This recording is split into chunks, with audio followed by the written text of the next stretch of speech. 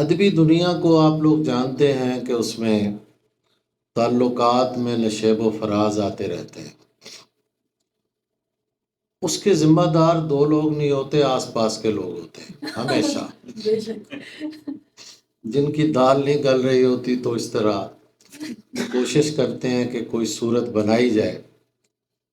لیکن بات یہ ہے کہ تعلق جو ہوتا ہے جب بن جائے تو وہ ٹوٹتا نہیں ہے. تو قمر رضا سے میرا وہ تعلق ہے. پہلا مجموعہ کلام پیاس بھرا مشکیزہ، میں نے اس کا دیباچہ لکھا، اور اس کے بعد قمر رضا کی شاعری میں ایک ایسا وفور ہے، ایک ایسا اسلوب ہے جس کے بارے میں کچھ باتیں کروں گا. دیکھیے، صاحب وفور شاعر جو ہوتا ہے، اگر وہ احتیاط سے نہ چلے تو وہ ظفر اقبال بن جاتا ہے کہ جو بھی لکھا اسے چھاپ دیا. صاحب وفور اسے نہیں کہتے. ہمارے یہاں عارف امام صاحب بیٹھے ہیں. عارف امام نے کہا کہ میں 25 سال سے مرکزی دھارے سے دور ہوں. حضور، آپ خود مرکزی دھارے ہیں، یہ آپ کو کس نے کہا کہ آپ 25 سال؟ ابھی پاکستان میں یہ گئے تو مجھے اندازہ ہے نا کہ لوگ کس طرح لپک رہے تھے، مجھے پوچھ رہے تھے کہ عارف بھائی سے ملاقات ہو سکتی ہے. یہ محبت ہوتی ہے اور یہی مرکزی دھارا ہوتا ہے. اصل میں درویش جو ہوتا ہے اس میں اور عالم دین میں فرق ہوتا ہے. ہماری تاریخ بتاتی ہے کہ ہمارے علماء ہمیشہ مرکز میں رہے ہیں، اور جو درویش ہوتا ہے وہ کبھی اجمیر میں ہوتا ہے، کبھی کلیر شریف میں ہوتا ہے، کبھی پاکستان میں ہوتا ہے. تو مرکز میں رہنے کا مطلب مرکزی دھارے میں رہنا نہیں ہوتا. قمر رضا بھی انہی شاعروں میں شمار ہے، اس کا ہوتا ہے جو مرکزی دھارا ہیں خود. ظاہر ہے کہ میں جانتا ہوں کہ قمر رضا نے بھی، آپ نے بھی نسلوں کو متاثر کیا ہے. اب بات آتی ہے اسلوب کی. قمر رضا کے پہلے مجموعے میں نے ایک بات لکھی تھی کہ جو سٹائلش پوئٹ ہوتا ہے وہ اپنے گرد ریشم بنتا رہتا ہے، اور ایک وقت آتا ہے کہ اس ریشم سے نکلنا اس کے لیے مشکل ہو جاتا ہے. اور ہمارے کئی شاعر، میں نام نہیں لیتا ان کے، وہ سٹائلش پوئٹ ہیں لیکن ان کے موضوعات محدود ہیں اور مزہ آتا ہے بہت پڑھنے کا، لیکن وہ اسلوب کی، سٹائل کی ایک بند گلی میں بند ہو کے رہ گئے.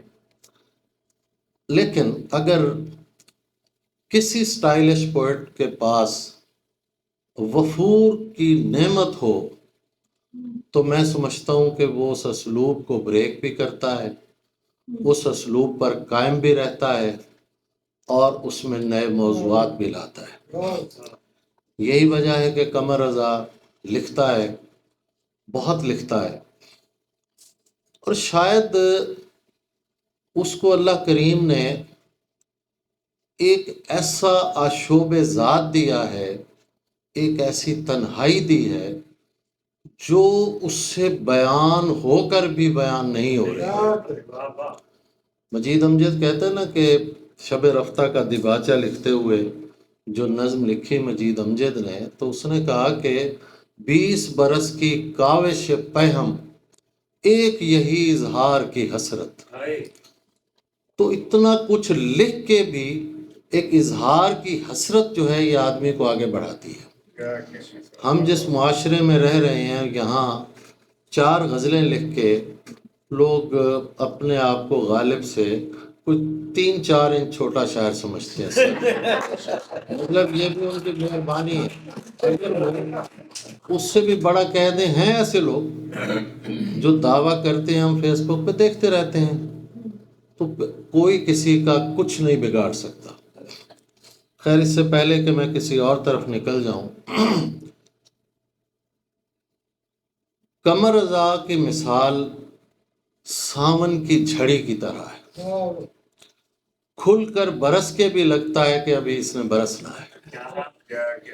تو زیادہ لکھنا جو ہوتا ہے یہ کوئی بری بات نہیں ہوتی۔ صادقین سے اسلم کمال نے انٹرویو کیا پی ٹی وی پر، اپنی طرف سے انہوں نے ایک ایسا سوال داغا جس کا وہ شاید جواب نہ دے پاتے یا کوئی ڈیفینڈ کرتے یا ڈیفینسو ہو جاتے۔ کہا کہ آپ نے بہت کام کیا، اس سے کہیں آپ کا معیار تو نہیں متاثر ہوا؟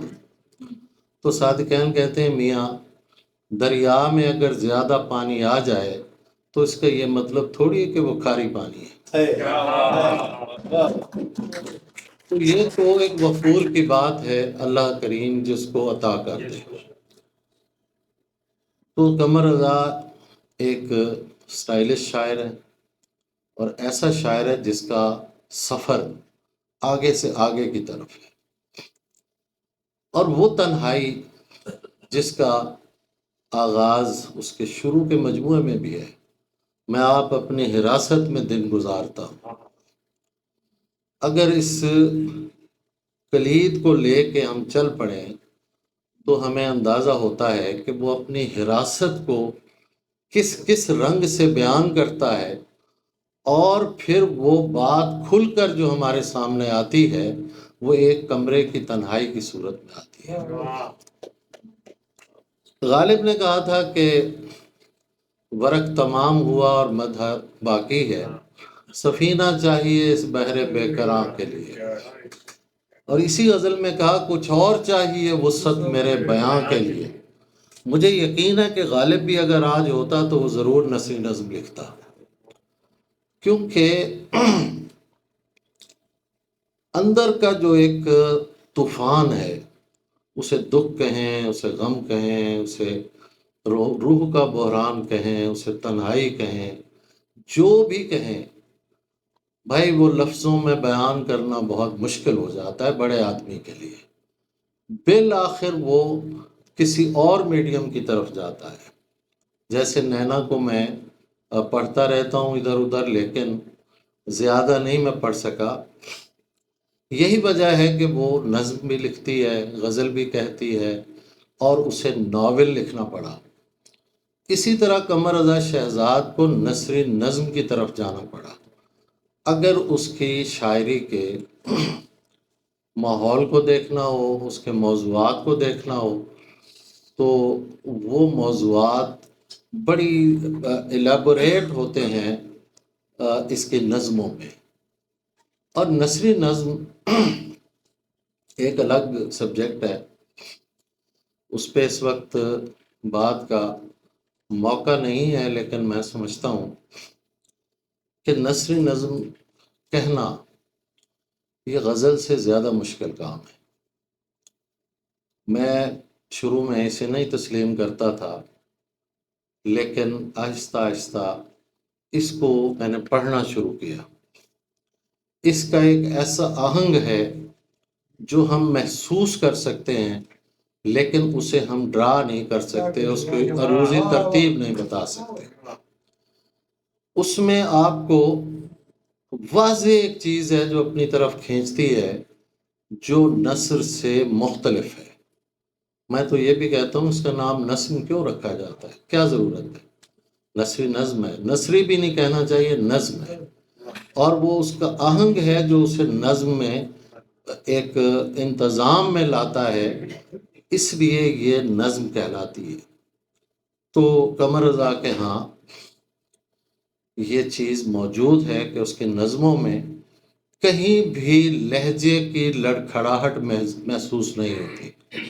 آپ ایک نظم پڑھ رہے ہیں، جیسے ثروت حسین کہتا ہے کوئی نظم کہیں سے بھی شروع ہو سکتی ہے، تو اس کی نظم بھی اسی طرح ہے، کہیں سے بھی شروع ہو سکتی ہے، لیکن ختم کہیں سے کہیں نہیں ہوتی، بلکہ اس کو وہ ایک منطقی تخلیقی طریقے سے وہ آگے بڑھاتا ہے، اور نظم جو ہے ہمیں محسوس ہوتی ہے کہ یہ نظم یہیں ختم ہونی چاہیے۔ اور پھر سب سے بڑا کریڈٹ یہ بھی ہے کہ ہمارے غزل گوؤں نے نظمیں لکھی۔ ایک زمانے میں ایک رواج چل پڑا، نظم کا عنوان ہے مجھے رستہ نہیں ملتا۔ دو چار باتیں بیان کی کہ پھاٹک بند ہے، بیگنیں پھنسی ہوئی ہیں، ایک جلوس نکلا ہوا ہے، اور آگے کہہ دیا مجھے رستہ نہیں ملتا۔ ٹھیک، اچھا میں اس نظم کو ہمیشہ کہتا تھا یہ طرحی نظم ہے، اور یہ ہم غزل گوؤں نے ہی یہ کام کیا، اور بہت ساری مثالیں ہیں اس کی کہ یہ کوئی نظم نہیں تھی۔ ٹھیک، نظم جو ہے وہ کوئی اور چیز ہے۔ پھر ہم غزل گوؤں نے یہ بھی ایک کام کیا کہ نظم لکھتے ہوئے کوئی ایک چمکدار مصرع آ گیا، بھلے اس کا تعلق نظم سے ہے یا نہیں ہے، ہم اس مصرعے کے پیچھے چل پڑتے ہیں، نظم کہیں پیچھے رہ جائے گی۔ تو اس چیپ چیز سے، اس عیب سے قمر رضا شہزاد کی آزاد نظم بھی، جو بہت سی نظمیں ہیں، یقیناً وہ بھی ایک مجموعے کی صورت میں سامنے آئیں گی، اور یہ نظمیں بھی بالکل الگ تھلگ چیز ہیں۔ تو ایک شخصیت کے تخلیقی تنوع کو اگر دیکھنا ہے تو پھر ان سب پہلوؤں سے ہمیں اس کا جائزہ لینا پڑے گا۔ قمر رضا میرے ہم عصروں میں بہت معتبر شاعر ہے اور میرے بہت دل کے قریب ہے۔ بہت شکریہ۔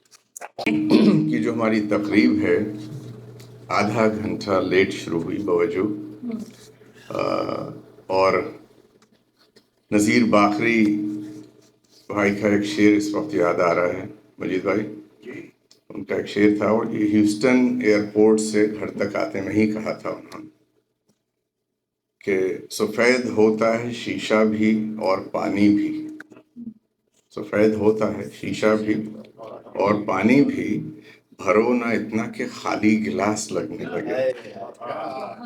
تو یہ ان کا شعر جو ہے تھوڑی تشنگی رہ جائے اگر گفتگو میں تو اچھا رہتا ہے کہ اگلی نشست کا انتظار رہتا ہے۔ یہاں شب پہ مزید گفتگو ہونی تھی، پروگرام یہ تھا کہ پہلے نثر پہ گفتگو ہوگی، پھر نظم پہ گفتگو ہوگی، لیکن کیا بھرپور مضمون مجید بھائی نے یہاں پڑھا، جس میں کہ نہ صرف یہ کہ نثر کے حوالے تھے، نظم کے بھی حوالے تھے، کیونکہ ان کی نثر جو ہے اس میں آدھا شب بھی شامل کر دیا ہے انہوں نے۔ تو آپ کو شعر بھی ملیں گے بیچ میں، اور شاعری بھی ہے، ناول بھی ہے، سب ہے اس میں شامل۔ تو تشنگی رہے گی۔ ہمیں اور ذکر کرنا تھا، ہماری انجم آپا جو ہیں ان کی پینٹنگ جو ہے انہوں نے بتایا، اور کیا اچھی ہے، ان کے ٹائٹل پہ موجود ہے پینٹنگ سفر کا درد، ان کی کتاب ہے جس کا ایک پوری ایک اسٹوری ہے، اور وہ جو پینٹنگ ہے ٹائٹل پہ وہ سٹی ہال میں موجود ہے۔ تو یہاں پہ بھرپور گفتگو ہوئی آج کی، اور ہم نہیں چاہتے کہ مزید اس کو طویل کیا جائے۔ شبد پہ مجید بھائی نے لکھا ہے، وہ آپ تک پہنچے گا۔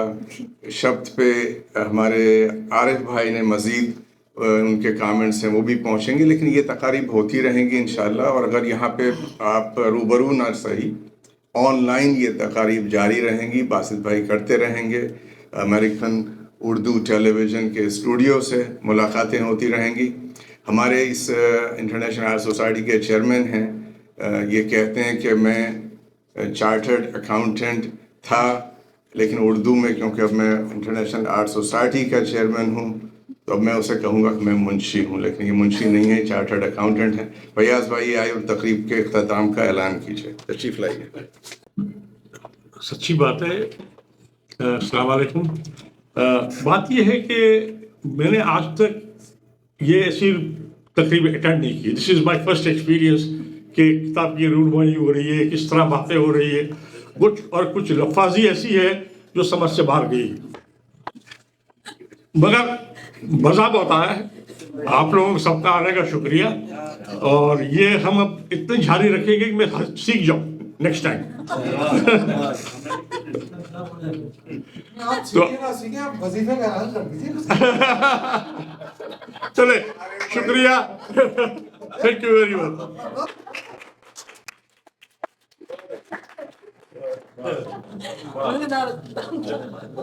Well said. Well said.